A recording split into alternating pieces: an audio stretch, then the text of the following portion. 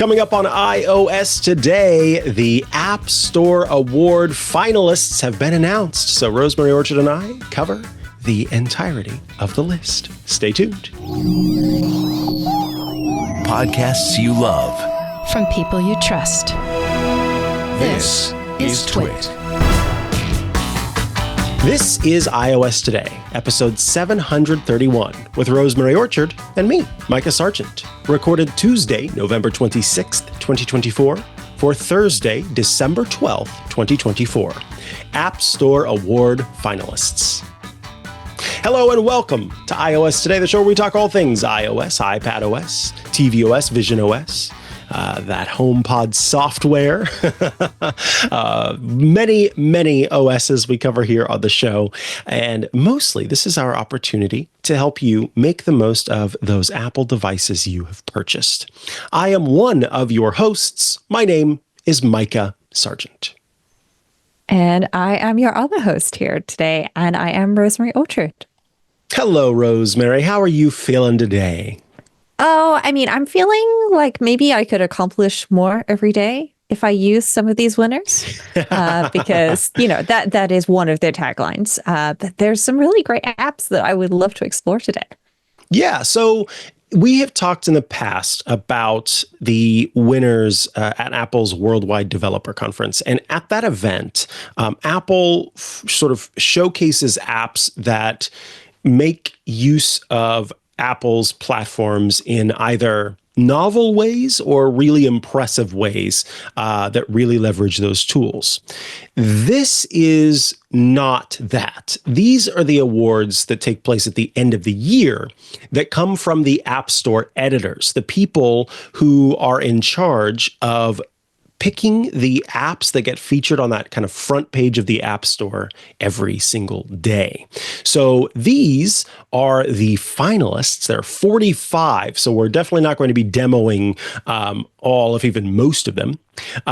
These are the 45 finalists for the App Store Awards. The winners will be announced in the coming weeks. But my larger point here is that sometimes these apps aren't going to be really leveraging Apple's platforms in novel or impressive ways. Sometimes these apps kind of fly in the face of the kind of base offerings that come from Apple, because it's more about the apps that the editors think are of interest to people and have kind of stood the test of time in some cases, or are kind of new to the scene.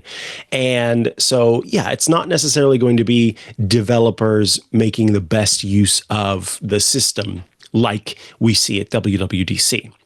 But there are many finalists, and so we should kind of kick things off. The first category is iPhone App of the Year. So this is the non-game category for the iPhone as a whole. The category is just the big overarching theme of iPhone app. And there are 3 apps that have made it to the finalist category. The first is, I believe it's pronounced Kino, although it could be Kino. I'm not very good at that, but I think it's Kino. Thank you. And this is the actual video capturing app that will let you record video in log and use LUTs, which for people who are versed in these terms would be, very interested in this. But essentially, it lets you shoot cinematic video on your iPhone, given that the iPhone is capable of capturing cinematic video. It is the Pro Video camera from the makers of the Halide app, the very popular photo app that is in the App Store. So within the app, you are able to grade your footage, meaning changing it from log, which we know is sort of a capturing mechanism that grabs as much information as possible by kind of neutralizing everything so that there's as much shadow and as much highlight as possible captured within, and then you make those changes after the fact. You also have special tools that filmmaking professionals use, like time codes and different viewfinders, that kind of a thing. And then there are also lessons that are built into this app, which is pretty cool as well. Is there anything you want to say about Kino before we move on to the next one? It's a great app, and I've met the developers, and they're lovely people. And I think that's something that we will be repeating as we go through this. We've been lucky enough to meet developers of several of these apps, and they're actually genuinely nice people, which is really great when you're looking at these apps. Sometimes you expect that they're all made by like huge, big sort of anonymous corporations like EA Games or something. And no, like a lot of these are very small dev shops who just work really, really hard at this. So I'm really pleased that they are being nominated for this. I agree. Absolutely. Up next is Runa. I should mention that's available for $9.99 in the App Store. Runa, Runna, running and training plans. So with Runa, as you might imagine, this app is able to help you figure out your running method. If you are trying to kind of improve your speeds over time, if you're trying to improve your distances over time, if you're working toward a marathon, all of that information is available in the app. It kind of customizes the training, tailors it to you. So if it's just a small run or a large, a very long run, any of that is going to be available to you. You can sync your runs with your tracking and use it in other apps as well. So a lot of people like to use Strava as their sort of platform of fitness tracking. This integrates with that. And then it also offers some different strength and conditioning routines that you can use along with your running program. So this is basically an all-in-one tool for people who are trying to become better and longer distance runners, giving you the information that's necessary to help you kind of reach that next milestone, if you can pardon the pun. And I think the other reason why this app gets some attention is, although it's the iPhone, it's a finalist for the iPhone app of the year, it also does have a great Apple Watch version, which makes sense if you're running along. Just being able to look at your watch and see your progress is great. Yes. And then the final app in this category for iPhone app of the year, very exciting to see Tripsy make its way into this area, because there are some well-known and oft-used other options out there, like TripIt. But if you look at the privacy policy for something like TripIt, and you see everything that is shared and how it's shared and where it's shared, you may be hesitant to use something like that. Maybe you do know what you're sort of giving up and you're comfortable with that, and that's totally fine. But if you have ever thought, I don't know if I want to TripIt, or the Tripsy is the choice for you. Tripsy is a travel planner that works a lot like TripIt, but it will help you kind of keep track of everything all in one place. It's got those features that you would expect, like being able to organize all of your information, your flights, your hotels, your restaurants, the tours. It gives you a weather forecast for the time that you're staying somewhere. It'll import reservations from 700 providers. It will sync your trip data with your calendar app. You get access to all sorts of stuff, and you can also email along your itinerary as well. It has been an editor's choice app in the past, and it is an app that I have used in the past when I am managing my trips. And it does a great job of helping you stay organized. When we took the trip to the podcast movement, I used Tripsy as my travel planner, and it was fantastic to have all of that information all in one place. Anything you want to say about Tripsy? I really like Tripsy. I use Tripsy and Tripit. I use them for different things. Like Tripsy is more for sort of like the fun side of the plans, whereas I tend to lean into Tripit for the logistics, just because I've been using it for so long. It's really difficult to break habits when something works. But yeah, Tripsy is also just really nice, and it looks pretty as well, which is always an advantage when you're doing, something fun like travel planning. Tripit's great, but it's a very functional application, which is not anything against it, but it is nice to have something that is genuinely pretty to look at as well. Absolutely. There's a pro version with a subscription. They're running a deal right now, probably because of Black Friday and Cyber Monday. So now might be the time to check it out and check out the pro version while there's such a great deal available. Then we move on to iPhone Game of the Year. So you can see Apple's kind of breaking these down by device, and it breaks it between apps and games. For iPhone Game of the Year, AFK Journey, which, as you might imagine, is a role-playing game, is a game where you step into Asperia. This is a fantasy world full of magic, and you can kind of solve different puzzles and follow along with the story as you go through this journey away from your keyboard. It's a little bit reminiscent of, like a Kingdom Hearts or a Final Fantasy, as you move along and battle against creatures out in the wilderness. Also in this category for iPhone Game of the Year is The Ware Cleaner. This is a really funny game about a guy named Kyle, who is a custodian, a janitor, and also happens to be a werewolf. And for the longest time, it was fine because he worked on the day shift, but now, oh no, he's got the night shift. And you basically have to stealthily move around while you're working the night shift to keep anyone from realizing that you are a werewolf. And you are not sneaking around just because you don't want people to realize you're a werewolf, but also because it's the only way to fight those instincts to gobble up the people around you. So it's a fun little stealth game with some comedy built in, and is available in the App Store for free. The last option in this category for Best iPhone Game of the Year is a game called Zenless Zone Zero, Z3. It is also an RPG, an anime role-playing game, and it looks like every anime role-playing game that you'd come across.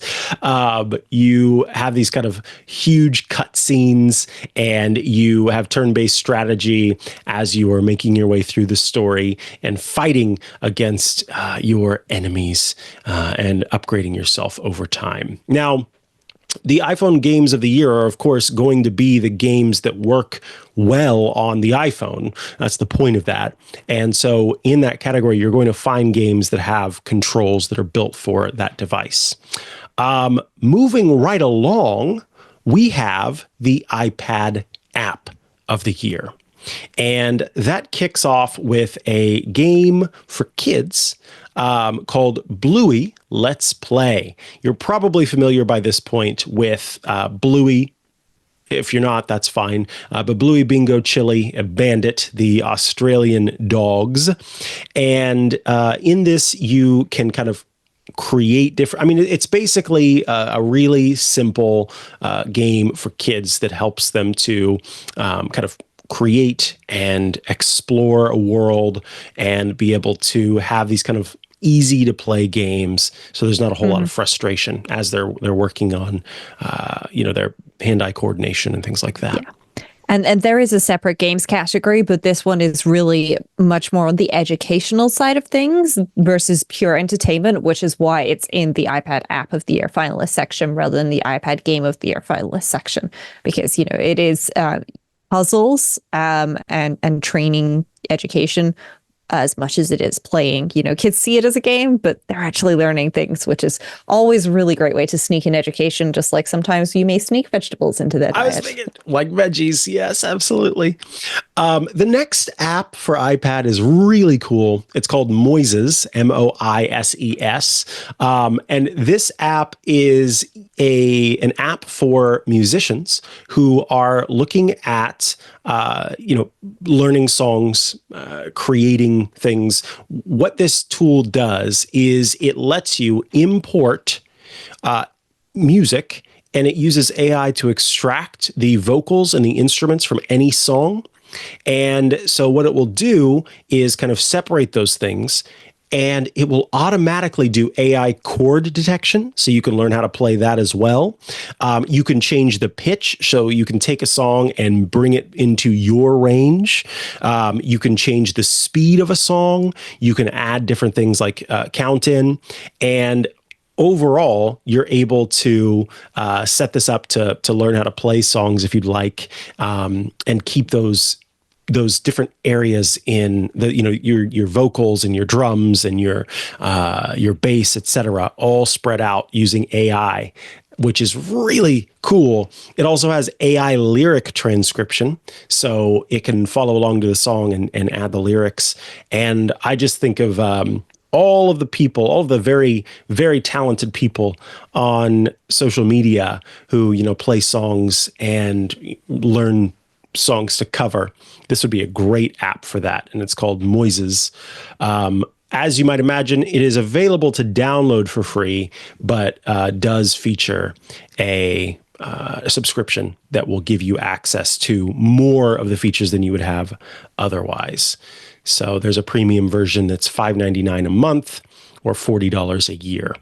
And it seems to be very popular for being able to actually do that AI audio separation. The last app in this category, I'm going to let Rosemary talk about. It's called Procreate Dreams, and it's one of the latest apps from the Procreate team that kind of was featured on stage back when Apple came out with the new iPad and Apple Pencil in the latest versions. Yeah, so I'm sure folks have heard of some of Procreate's other applications where, they're great for drawing. They integrate with the Apple Pencil. They've always got the cool latest features there. And Procreate Dreams is about creating rich 2D animations, which you turn into videos for storytelling, essentially. So it's got the timeline controls. You've got, drawings and so on in there. If you've ever wanted to create like a flip book, but digitally, like this is the app for you. And it's just, I've spent some time playing with this. And I'm really, really, really bad at drawing and animation and so on. So my results have been fairly terrible, but I am sure that they would have been considerably worse if I had just tried to do this myself by just like trying to draw something and then like using Kino's magic move or trying to do it in Final Cut Pro or even it's not GarageBand. Having a mental block for whatever the one is. It's not GarageBand. It's the video version of GarageBand. Yeah, iMovie, that's the one. Yes, if I tried to use iMovie for this, oh gosh, or even Clips, would have been terrible. But yes, this is really nice. And I particularly like the backstage feature, which is basically like you've got something that's kind of like moving along behind the curtain and then it appears at just the right moment. And yeah, it's very nice. And it also, if you've used other Procreate apps, you'll find you have muscle memory for how things work, and it's the same. So yeah, this is really nice. It can import videos and audio, and then you can share the files out as well as MP4s or PNG sequences if you like. And another great thing about this, it is a one-time upfront purchase of $20. Yeah, that's it. It's a one-time purchase of $20. There's no subscriptions or anything. So yeah, it's a very nice app, and I feel like it's exceptionally good value for money, especially when you consider the fact that if you've bought brushes or similar for Procreate, you can use them in Procreate Dreams. So it just takes everything that you've already got and just adds animation basically with framing and flipbook stuff and all of the magic on top. Love, love, love. Up next is the iPad Game of the Year finalists. As you might imagine, Assassin's Creed Mirage has made it into this category. This was very highly sort of touted as being able to play Assassin's Creed on an iPad from Ubisoft. It is exactly what you would expect. It's Assassin's Creed Mirage, but it's on iPad. The point here, though, is that these iPad games, again, work really well on these devices and also received a lot of attention. The other two games are they are more family oriented, I guess. Disney Speedstorm is a little reminiscent of Mario Kart, but instead you are playing different Disney characters. So you're able to race around tracks and, play as Elsa and I don't know whomever else, Joy, Buzz Lightyear, and each of them have their own special powers that they can use whenever they are moving around the track, from Disney and Pixar characters. And the last one in this section is Squad Busters. This is a game that you're able to play with other people, and you are, working around. It's a lot like Brawl Stars or Clash of Clans, Clash Royale, those games. This is a game that you can run around and play with other people online and get those gems as you move through the different sections of the map. I always forget the name of that category. The Clash Royale, Clash of Clans, Brawl Stars, those games. Yeah. But maybe somebody will say in the chat. Yeah. Come on, chat room, rescue us. This is what live chat's for. No, that's okay. We will talk about one of the finalists in the Mac App of the Year and the Mac Game of the Year. I'll quickly just mention the others before Rosemary talks about one. Adobe Lightroom, which of course is the photo editor, works very well on the iPad, especially with the screen quality that you can get. But this is for the Mac version. Shaper, the 3D CAD modeling, which of course is a tool for being able to create 3D models and edit 3D models. Mac Game of the Year finalists include Frostpunk 2, which is a strategy game where you build a city and kind of, try to keep them from keep your civilization alive in an icy apocalypse. Stray, the fun little cat game, and Thank Goodness, which is a little comedy game from Panic that is all about a traveling salesman who just goes around and is attempting to kind of make friends with everybody. It's a little adventure game called Thank Goodness You're Here, and it's really adorable. I've heard that the writing for that game is quite lovely. Frostpunk 2 is $44.99. Stray is $29.99. Thank Goodness You're Here is $19.99. You can get Adobe Lightroom and the Shaper 3D CAD modeling, the basic apps for free with, of course, subscriptions for those. But there's one on the list that Rosemary wants to talk about that I know you adore, Rosemary. Yes, I did just want to mention OmniFocus 4.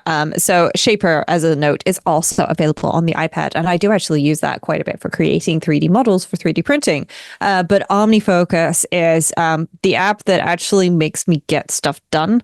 And it's not just available on Mac, it's available on iPhone, iPad, Apple Watch, Vision Pro, you name it. And it has honestly been just a huge amount of my life so far. I think I've been using it since OmniFocus 2 days. I didn't quite make it into OmniFocus 1, but I've been using it since I heard Millerman talking about it on the website 43 Folders back in the day. And this was back in the day. The thing that is a standout feature of OmniFocus for me, like the small thing, is that it has a defer date. So I can say, hey, I need to renew my passport in 2030. I don't want to think about this until 6 months before, which is in 2029, and I can put that in there. I can set a defer date for July 2029, and it will just disappear. That task will basically just hide from me until July 2029, at which point it then shows up as a thing that I can start doing. And yeah, there's a whole bunch of other things in there. There's automation, a topic near and dear to my heart, including great shortcut support. But yeah, and also the folks at Omni Group, they've been doing Mac apps since Next. And then they branched out into the iPhone and iPad apps as soon as that became available. And I just really love them. So yeah, I just wanted to give a great shout out to a really great app because I do genuinely need it to get all my work done. Like I wouldn't have shown up today on time for the show with the things done that I needed to do if it wasn't for OmniFocus, because that list is in OmniFocus, making sure I get it done. And that is the Mac app of the year and Mac Game of the Year finalists. Moving along, we have kind of the remaining categories. Apple separates between kind of your outside of its Halo games and it's inside of your Halo games. And so that is by way of Apple Arcade, which of course is Apple's subscription gaming service that gives you access to games that don't have free-to-play mechanics and also are required to work offline. They can have online components, but they need to have an offline component. The Apple Arcade Game of the Year finalists include Balatro Plus, which is a very, very, very popular game right now. I see it all over social media. It is somehow a mix of solitaire and poker. And you basically are just working against the kind of dealer, the boss, and you use it to change the game in different ways. So you can kind of like change the rules of the game as you're playing. And overall, you're also building a deck. So it's like a deck building card game. They say when poker meets solitaire. I will be honest in saying not a big card game fiend. I don't really like card games all that much, so I have not tried this out, but I have heard so many people talking about it. So it may be something that you out there would like to give a shot. If you have an Apple Arcade subscription, this game is available for free to you as part of that subscription with no ads and, of course, offline support as well. And you know what? I'm going to go ahead and click Get on this app so I can at least try it and see. Who knows? Maybe this is the first card game I'll actually enjoy. Have you tried it, Rosemary, yet? I have played it a bit. It's one of those things. I do love games. I just don't play them all that much. So I have tried it and I do enjoy it. But yeah, I'm not necessarily a huge gamer in that respect. It's a shame. I wish I was, because there's so many great apps and games out there. That's how I feel as well. Outlanders 2 is the next Apple Arcade game. Outlanders 2 is a role-playing sort of strategy game. You are able to create a city, and your job is to keep that place running with, plants and pets and people, and you're just growing your city over time. So it's a bit of a simulation, and it is the second version of Outlanders. I remember playing and beating Outlanders in like a day.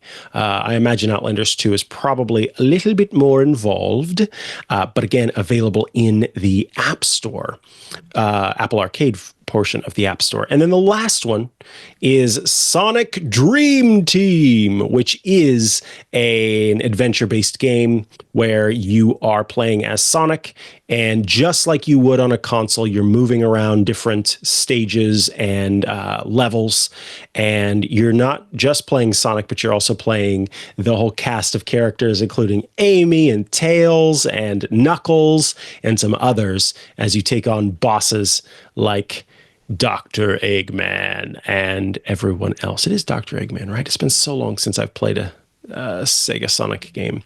But the Eggman guy, somebody out there's like, what is he? Wow, could he butcher the name so bad?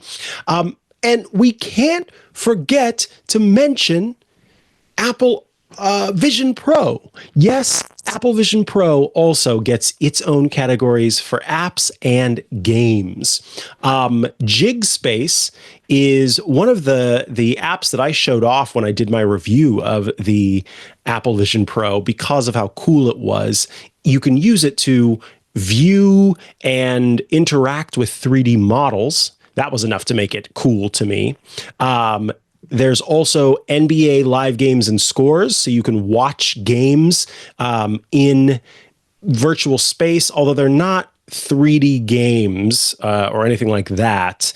For the most part, there are some experiences inside that are a little bit immersive, but the idea is that you can have multiple screens open and have, the game playing in front of you and the player's stats over here and other game scores getting updated live. Oh, very exciting, I'm sure, for people who find that kind of thing exciting. And the last app of the year is called What If, and it is an immersive story. So in this, you are kind of working in between your own world and then this Marvel world that is being created that is based on the What If show, which is a show from Disney where they kind of throw in some ideas about what if instead of how this went, it went a different way. So it's pretty cool because it's very immersive, working in your space and in virtual space together. And then games of the year include Luna, which Rosemary has talked about before in iOS version, but this is the Vision OS version, and you basically work on these little puzzle games that are meant to help you kind of relax.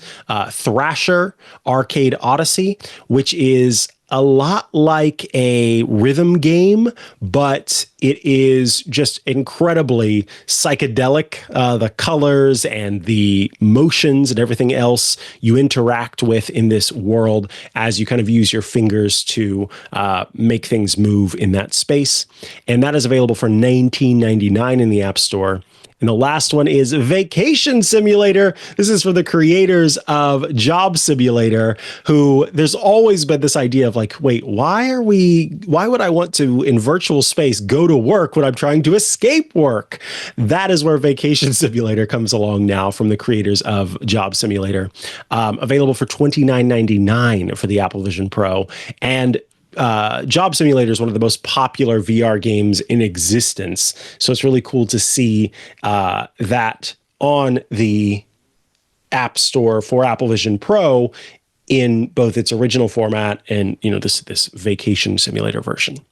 Okay, Rosemary, would you like to tell us about the Apple Watch app of the year finalists, pretty please? These are, of course, you're not going to get games in this category, right? I mean, I could imagine. Do you remember, Micah, the iPod video? It was, I believe, the first iPod that came with the Blockbuster game. So you used the click wheel to move the platform across the bottom, and you had to bounce the ball to try and destroy the blocks. I can imagine that working really well with the digital crown. And I suspect there is a version of that out there already, but unfortunately, that is not in the finalist category. So I don't know. If it doesn't exist, I'm giving you folks a free app idea. The idea is free. The work is yours. So good luck. But yes, there are, of course, 3 apps in the finalist category here. And the first one is Look Up English Dictionary, which is kind of exactly what it says on the tin. It's an English dictionary, but the idea is that it is right there on your wrist to help you look up words and also to give you the word of the day. And this app is quite nice because it is available on more than just the Apple Watch. Is also available on the Mac, the iPad, and the iPhone as well. But one of the things that is quite nice about this is it has the widgets. So the widgets that when you scroll up on the crown appear at the bottom of your screen.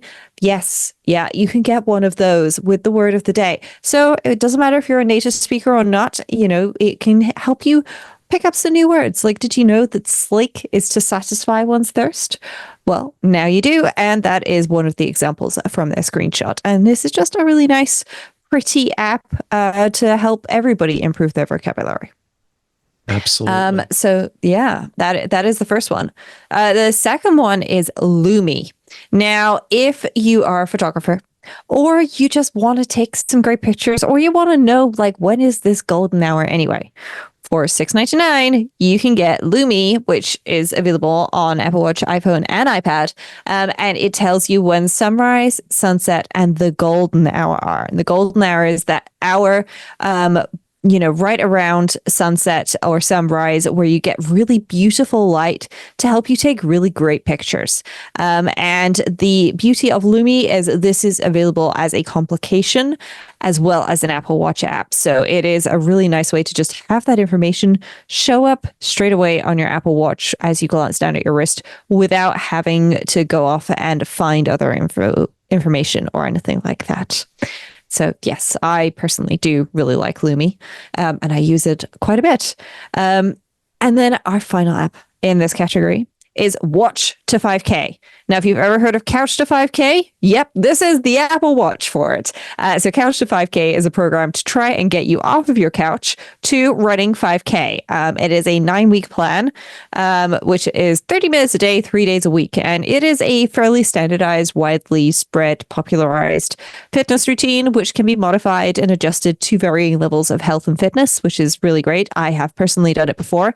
Side note, don't recommend doing it on a cross trainer in a pandemic. That was a choice that I made. It was not a good choice. If I'd had this app, maybe it would have helped me. But this app didn't exist back then, or at least I didn't know about it. But this will help you track, and it gives you like little virtual achievements and trophies as you go, which I personally feel is quite nice. It's not a participation trophy. It's a you did a thing trophy in virtual form. So it's not cluttering up your house and requiring you to dust it on a regular basis. But also this is really nice. It ties into Apple Health. It's got spoken alerts and sounds and haptics on the watch as well. So the watch is going to vibrate when you need to change your pace as you go through one of the workouts. But it doesn't just take over the audio that you're listening to through, say, your AirPods. It will work alongside music and podcasts and things like that. And also, this is really important. You don't need to take your phone with you. You can just go running with a watch, and you don't need a cellular watch either. It will just work offline. And I think that is actually really great. And I really appreciate the fact that they have thought about this and decided, you know what, let's just make this work completely offline for people, because that is the ideal running app as far as I am concerned. So yeah, it is a really great app. Watch to 5K. And then we come to the Apple TV App of the Year finalists. There are 3, as per usual. You have Dropout by College Humor. This is an app that features content from Dropout TV. These are hilarious different game shows and also Dungeons and Dragons actual play shows and lots of fun stuff that has all made its way to College Humor's sort of over-the-top system for streaming content. F1 TV, which of course lets you stream Formula One, and believe it or not, a new edition, a relatively new edition, which came out when Apple started supporting using your iPhone as a camera with your Apple TV, the Zoom app. So this lets you use Zoom on your television to connect with other people around the world.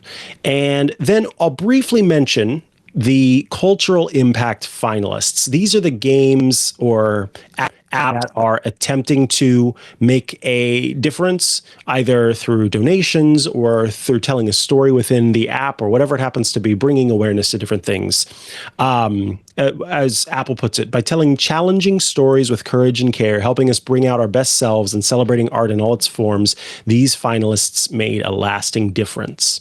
Arco is a tactical action RPG, also from Panic, and in it you are making different decisions that are going to shape the world around you based on what you do.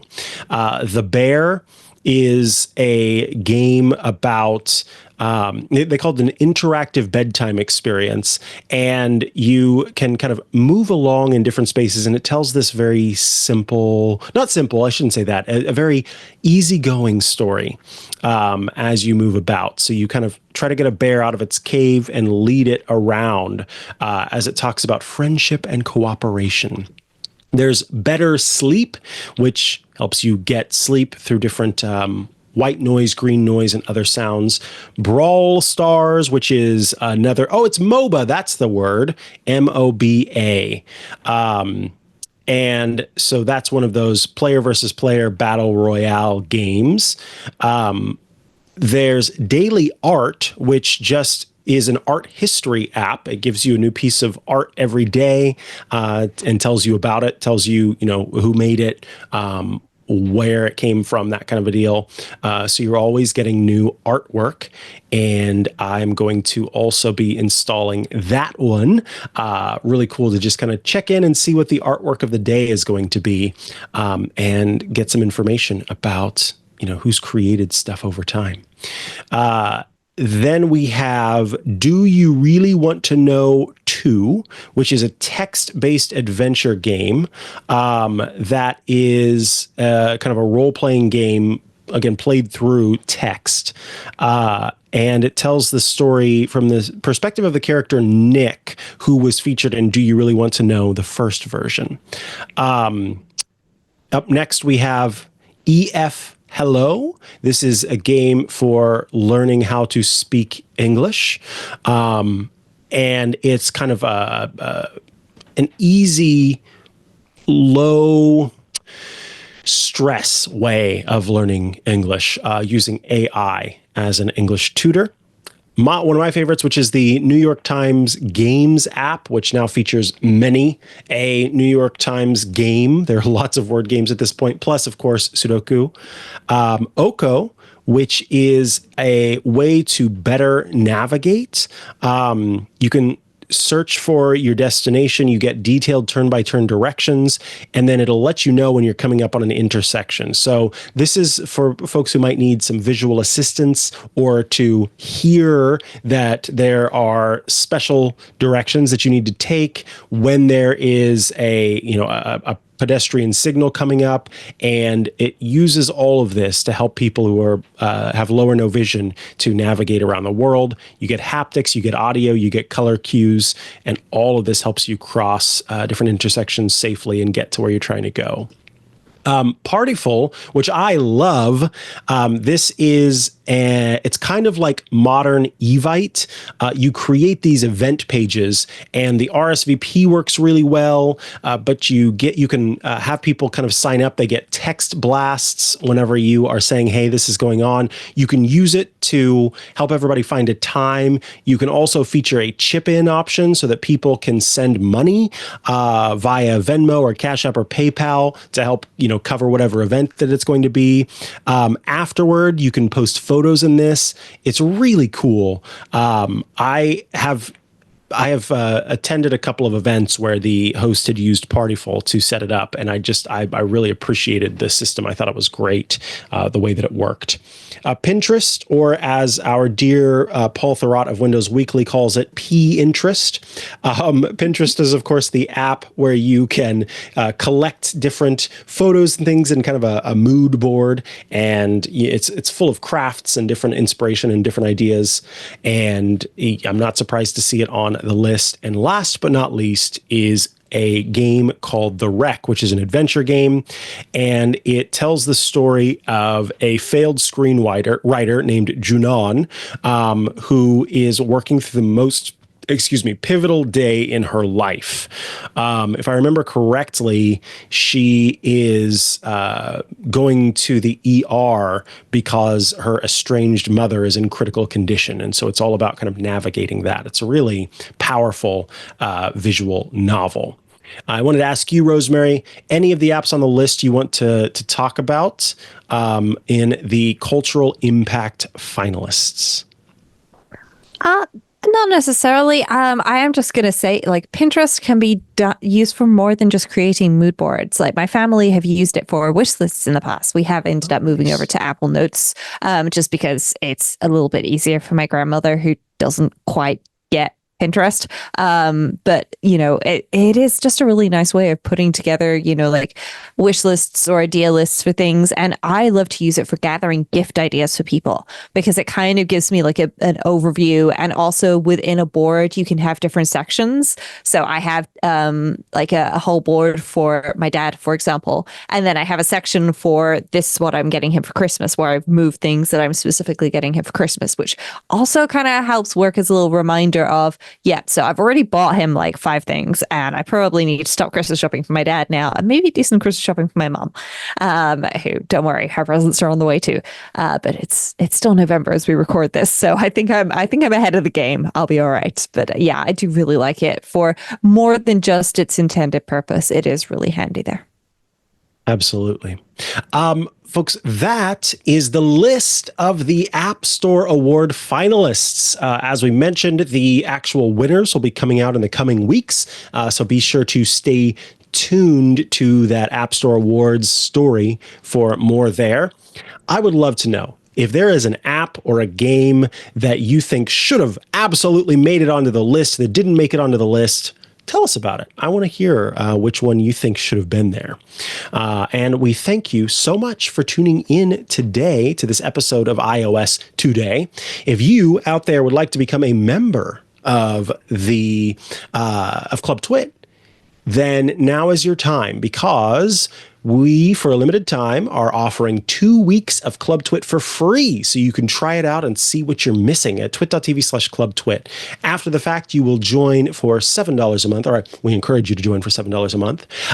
What you get when you join the club, which you'll find out when you give it a go, is you will be able to view all of our shows ad-free, just the content, none of the ads. You'll also gain access to the Twit Plus bonus feed that has extra stuff you won't find anywhere else, behind the scenes, before the show, after the show. Special Club Twit events get published there.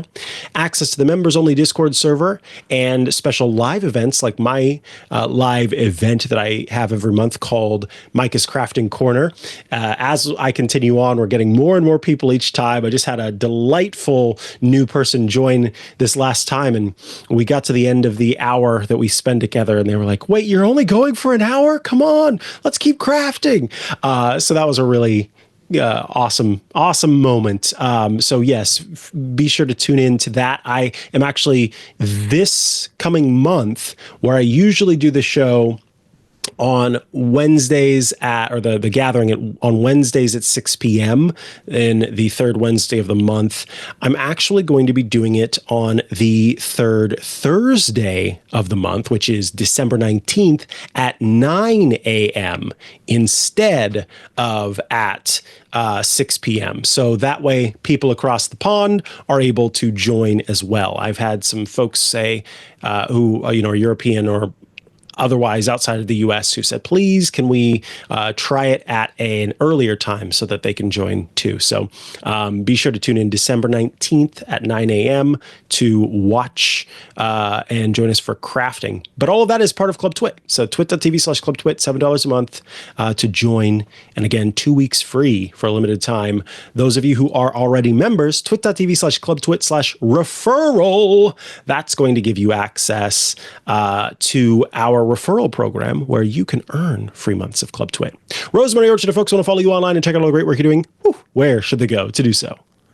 Well, the best place to go is rosemaryorchard.com, which has got links to apps, books, this podcast, and of course, all the social media sites down at the bottom. But you can also find me hanging out in the Club Twit Discord, where there are great chats during the show as we record, but also after the show about each episode. And of course, any shortcuts requests, which will be back in the future.